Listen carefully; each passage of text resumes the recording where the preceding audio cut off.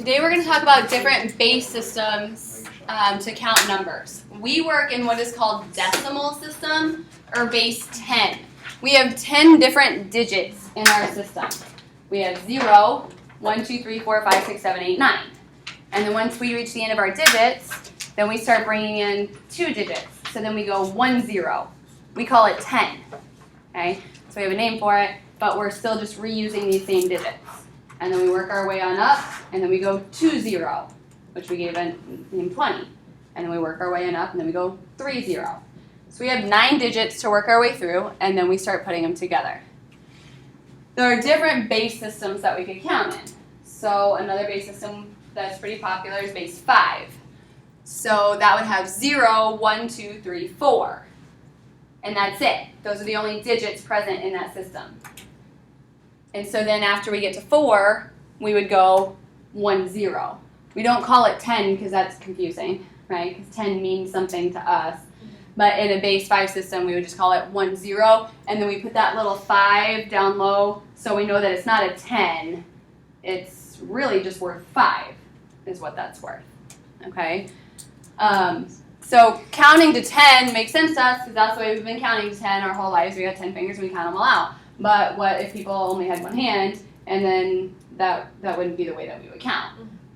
We would only count 5 then or something. I mean, I don't know why we do 10s, but that's the way we do it. There are other ways of doing it. Base 5 is a popular system to use when we're learning about how base systems work. It doesn't really have too much in terms of a practical application. It's just a number system that we use to kind of practice counting in other bases. Base 8 does have some practical applications. So in a base 8 system, we only have digits 0 up to 7. So we count 0, 1, 2, 3, 4, 5, 6, 7, and then we're out of digits, so then we start going back again. 1, 0, 1, 1, 1, 2, 1, 3, 1, 4, on up to 1, 7, and we're out of digits, so then we go 2, 0. Okay. Base 16 is called hexadecimal. I don't know why. Octal, 8, that makes sense. I don't know hexadecimal, why. But it has some practical purposes as well. But if it's 16, then we should have 15 different digit symbols, right? In each of our bases, we do base 10, we have the 0 and then up till 9, right? In base 5, we have 0 and then up till 4. So in hexadecimal, we should have 0 and then up to 15, but we don't want to use 15 because is that a 15 or is it a 1, 5? So after we run out of our single digit of 9, then we start using letters. So when we count in hexadecimal, we count 0, 1, 2, 3, 4, 5, 6, 7, 8, 9, A, B, C, D, E, F. And then we go 1, 0. 1, 1, 1, 2, 1, 3, 1, 4, 1, 5, on up until we get to the end of 1F, and then we go back to 2, 0, and count our way up. Hexadecimal has practical purposes.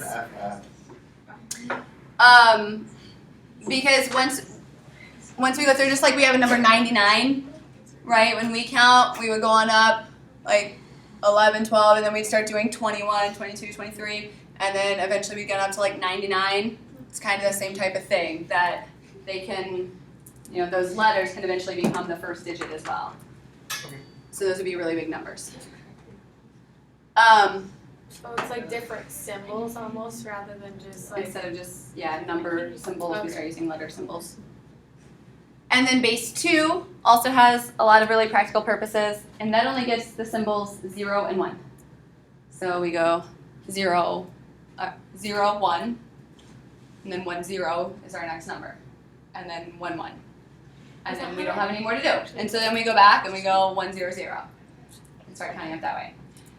The 3 that I said have a lot of practical purposes all have computer purposes. So computers are programmed in binary because 1s and 0s refer to switches in a computer being in the on or off position. So in computer programming, a 0 means that it's in the off position, a 1 means that it's in the on position, I think, or maybe I'm saying that backwards. But one of them means off and one of them means on. So you can write a computer program just using 1s and 0s, telling your computer when it's time to have something on, when it's time to have something off. But those numbers get really big really fast. You have a lot of digits put together to make a number when you only have 2 different ones to choose from. And like in our list here, this only goes up to like 2, 3, 4, 5, 6, 7, 8, 9 in our counting system, and it's already up to using 4 digits, right? So that uses a lot and a lot and a lot of code. So then sometimes to break down some of that code and use fewer digits, computers will work in octal or hexadecimal. The reason why they like those is because 8 and 16 are both powers of 2. So it's easy to convert back and forth between those systems. Okay? So, we're going to learn how to count in other systems. So, if we want to convert a number that's in another system into decimal, which is our system. Decimal is the one that we work in, base 10.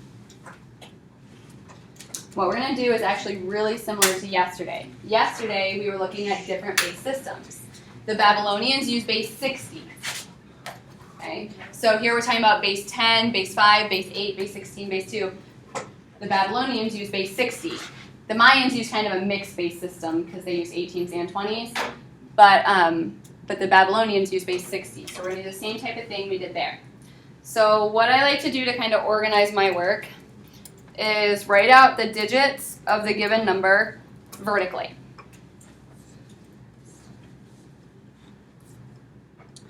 Since this is in base 5, its lowest digit should be times 5 to the 0.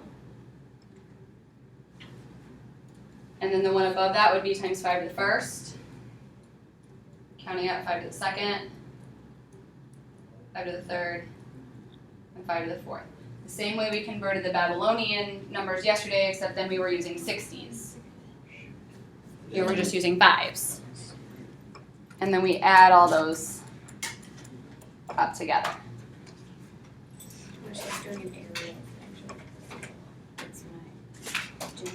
The last one doesn't need a plus.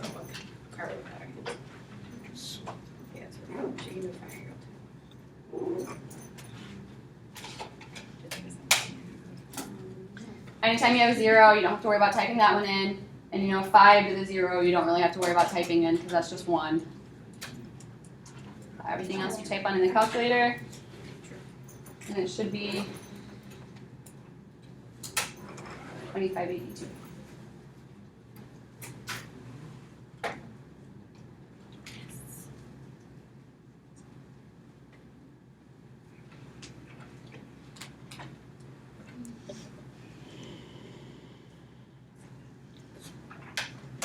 All right. So base 8. This is when I said does have practical purposes. So in some sort of a program, this number might be there, and it means something to a computer. I like to write them vertically. And then at the bottom, we're going to start times 8 to the 0, because 8 is the base of the system. 8 to the first, 8 to the second, and 8 to the third. You don't have to bother typing in when it's a 0. And when it's 8 to the 0, you don't really have to type that in either. But you do have to still type in the plus 6.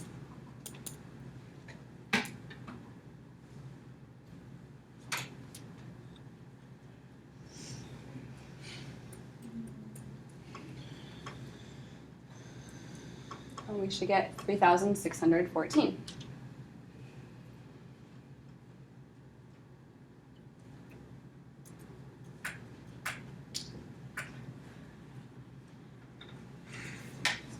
Questions on that?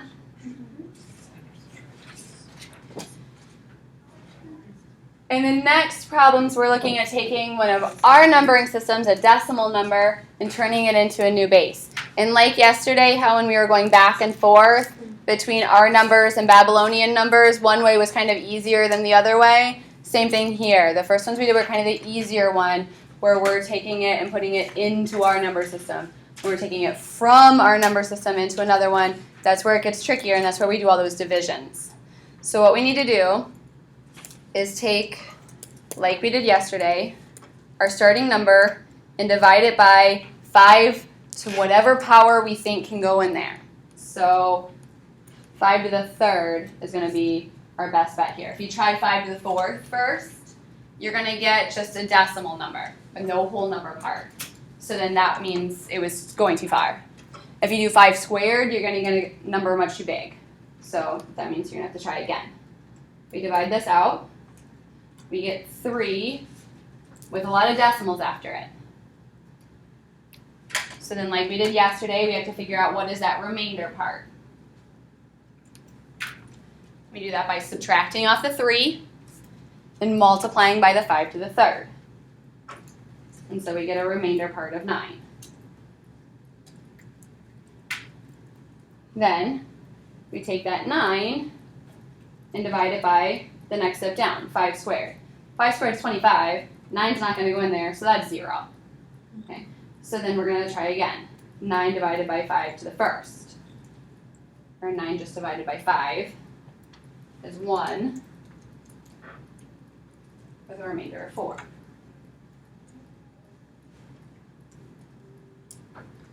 So then like yesterday, the important parts that make our answer are any of those first numbers that were the whole parts of the divisions and that last final remainder. And so we write this as 3014 with a little 5 at the bottom. So just keep dividing until you don't have decimals. Yep, keep dividing until you can't divide anymore. Oh. Why don't we do a step with 5 to the 0? 5 to the 0 is just 1. So dividing by 1 isn't going to make a change.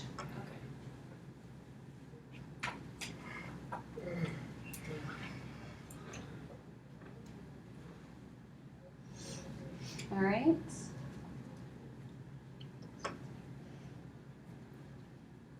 So then in our next problem, binary is our number system of powers of 2. So we can try whatever power of 2 we think might go into this. Might start by trying like 2 to the 6th, I think is the first one that I gave a shot for, but it didn't work. It was too big. I got just a 0 point something. So then we tried 2 to the 5th, which is actually equal to 32. And so that will go in there. 1 time with a remainder of 19. One way to kind of check your answers in these, when we're working in base 5, so like in that last problem we had 3014. The biggest number you're allowed to have in there is a 4, because that's the biggest digit there is in base 5. So if you think you're writing a number in base 5 and you have like a 9 in there somewhere, you've done it wrong. Okay? Because the biggest possible digit in a base 5 system is a 4. Okay? So at the top we have all of our numbers listed there for base 5. So it goes 1, 2, 3, 4, and then there's nothing else after that. There is no such thing as a 9 in a base 5. Okay? So, and now we're working in binary, so we should only end up with having 1s and 0s in our answer. If we have anything other than a 1 and a 0, we've done something wrong. What about the 2,582? That's in decimal notation. Decimal notation is our numbers. So then we can go all the way up to having 9s. Okay. But the original 40312 didn't have anything bigger than a 4. Okay.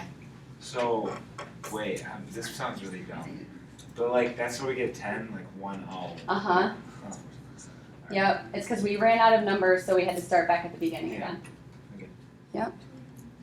That's right. So then our next step would be to take that 19 and divide it by 2 to the 4th. 2 to the 4th is 16, so it goes in 1 time with a remainder of 3. So we're going to take that 3 and divide it by 2 to the 3rd. 2 to the 3rd is 8, so it can't do that. So we're going to take that 3 again and divide it by 2 squared. 2 squared is 4, so we can't do that. So we get another 0. Take that 3, divide it by 2 to the 1st.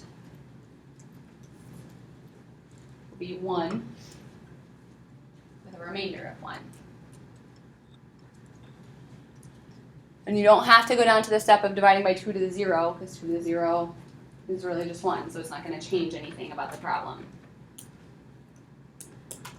So then what goes in to make our final answer is any of the front numbers and the final remainder. So our number is 110011. With the little 2 at the bottom to know we're talking a binary. So that number would make sense to a computer. They would tell it different switches that need to be on and off to make a certain program run the right way. So you get a 0 if it's anything under 1? Like if it's a decimal? Yeah, if it can't divide in there. So if it's like 0 point just stuff, then it's the 0. Okay? Questions on those? Since this is a harder way of doing it, we're going to do a couple more practice like that. But I need to scroll up to get to those.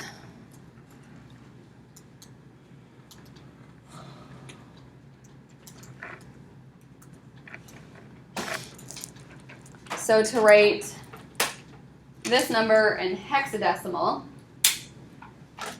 hexadecimal is powers of 16. So we're going to tape it and divide it by a power of 16. Again, kind of trial and error for which power of 16 is going to work here. So we could try 16 to the 5th, you might think, but that's actually really, really huge.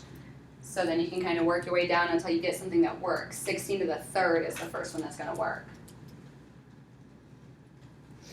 And works means that there's a number in front of the decimal place.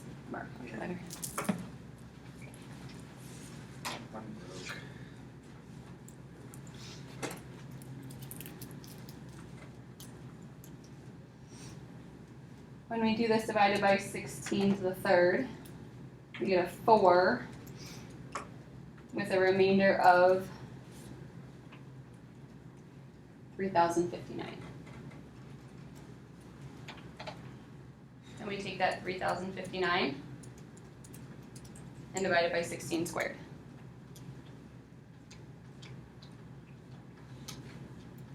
We get an 11 with a remainder of 243.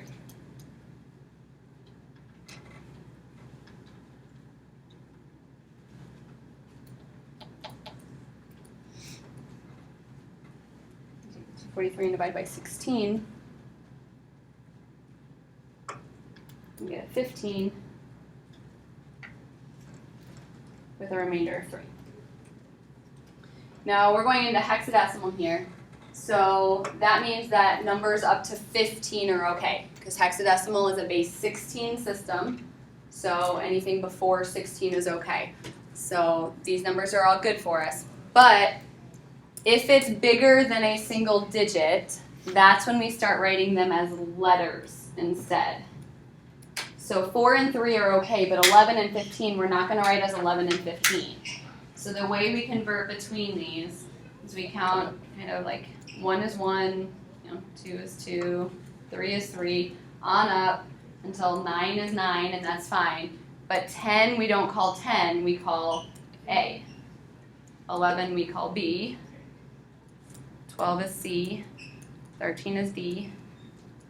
14 is E. And 15 is F. Okay?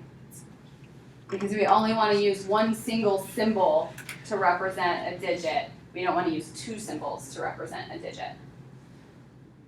So this is going to be 4 B F 3 with a little 16 down at the bottom. Right, and again, computers use this because that's a really concise way of writing a whole lot of binary. You can take a really long binary number and shorten it up a lot by turning it into a base 16.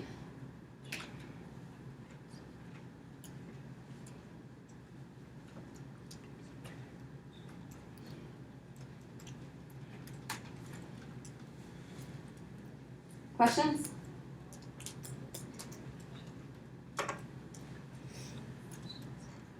So next problem, starting with a binary and turning into decimal, which is ours. So this is where we list out the given digits, and at the bottom, we do 2 to the 0, and then count our way up.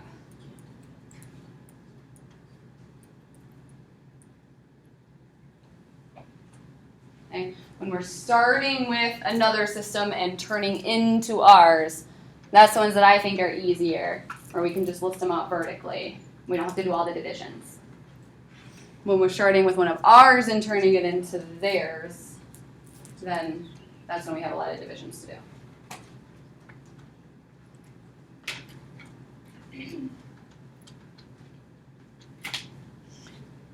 You don't have to bother typing in anything that's a 0 times something. Let the other ones type in and add them on up. And this is the same thing as 22.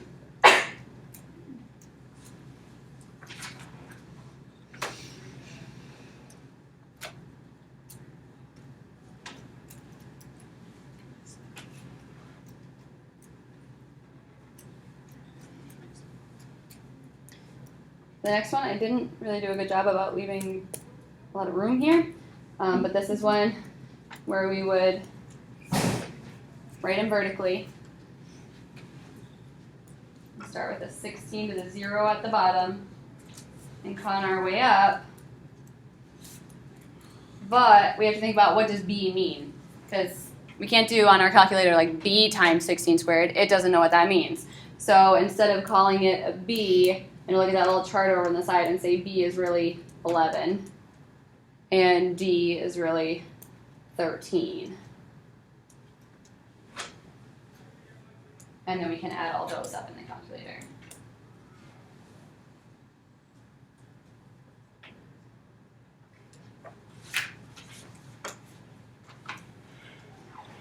And we get 23,512.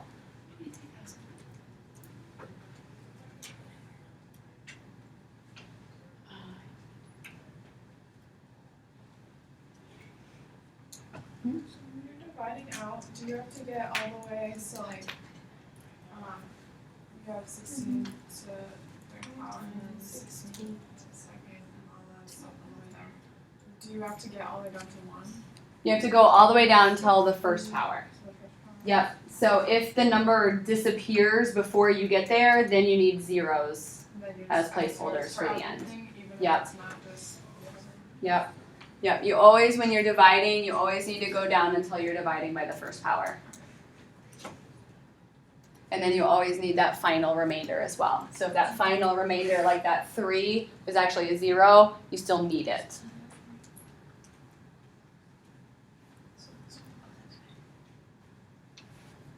All right. Questions on that?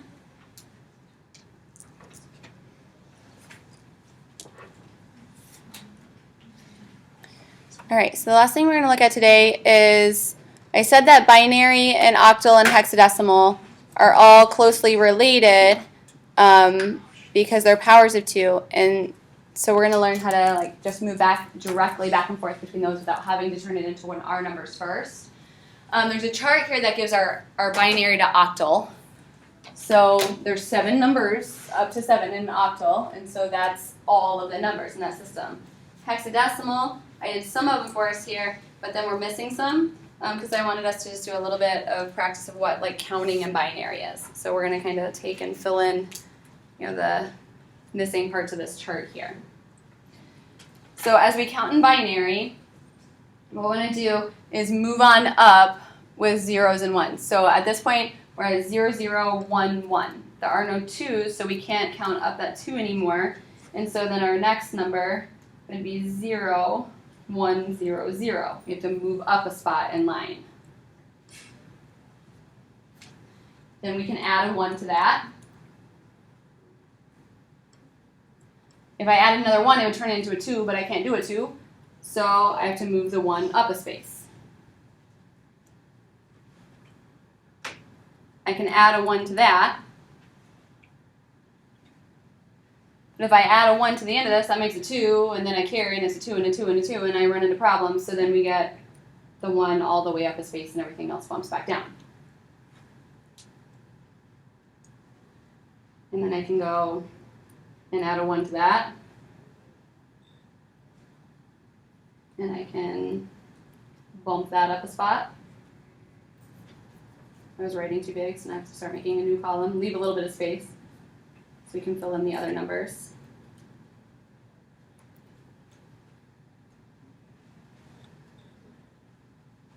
And if I add a 1 there, it's going to bump it up a space. I can add a 1. Any 7th, 8th, or 9th grader who had a note on their locker to get their yearbook, please come down to the cafeteria at this time. But then that bumps us back to actually where the chart picks up again. Okay, so that's kind of how we count in binaries. We can add that 1 at the end if it's a 0, but if there's already a 1 there, we got to bump up a spot because there's no such thing as 2. Okay, so then we can fill in, this would be the same thing as 4, 5, 6, 7, 8, 9, A, B, C, D, and then that last one picks back up with E being in the chart. Okay. So now to convert easily back and forth between binary and hexadecimal, what we're going to do, if I want to convert binary into octal, okay, this one says octal and hexadecimal. So I want to convert into octal. Notice our octal numbers only have 3 places. So what we're going to do is break this up into 3s starting at the end. So I'm going to say 3 digits there, 3 digits, 3 digits, 3 digits, 3 digits. If it doesn't end nicely, that's okay that we have that 1 little left over because we could just throw zeros in front of it. Okay, so start at the right-hand side and break them up into units of 3s. And then use your chart to make the conversion. So that first one is like a 0, 0, 1, which is just a 1. Then in the chart, a 0, 1, 1 is the same thing as a 3. A 0, 0, 1 is a 1. A 1, 0, 1 is a 5. A 0, 1, 1 is a 3. And a 1, 1, 0 is a 6. Wait, where are you getting this? From this first chart. So I look at this 3 numbers and look at what number it's related to. And do you write like 8, a little subscript 8? Right, and then we would want to let somebody know that we're talking an octal here. And the 1 was just 1, is that way you had 1 at first? Yeah.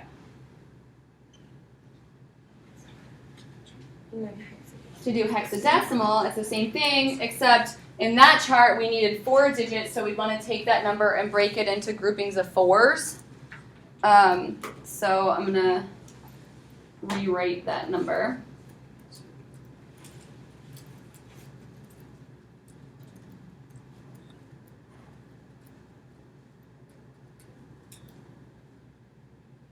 Hope that I did it right. So we're going to break that into groups of 4s now, again starting at the right.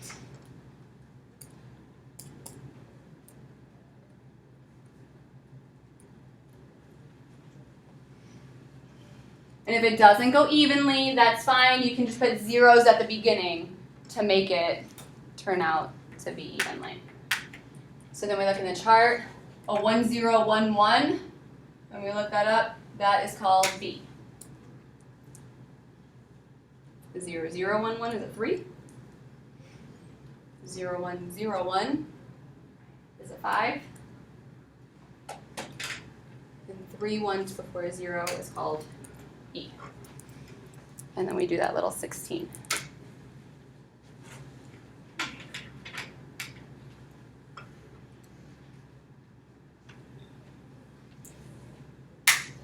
Okay? Make sense?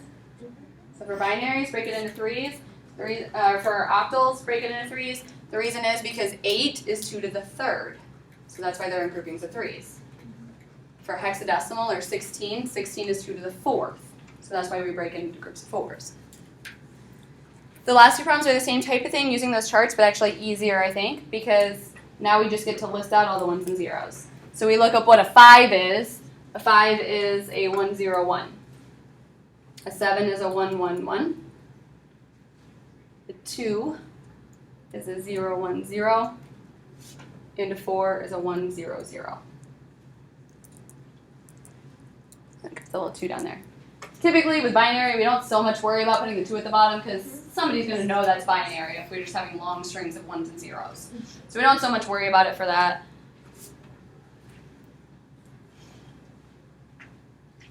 And same thing for the next one, but we use the other chart. So we look up what a C is. 1, 1, 0, 0. A 5. There's 3 1s and a 0. No, it doesn't. Try again. A 5 has 0, 1, 0, 1. And an A has 1, 0, 1, 0.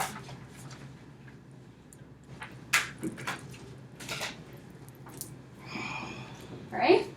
So now you can feel really smart and tell people that today in math class you learned how computer languages work. That's what this is good for. So we are learning how to apply things, even though we're not going to learn how to program.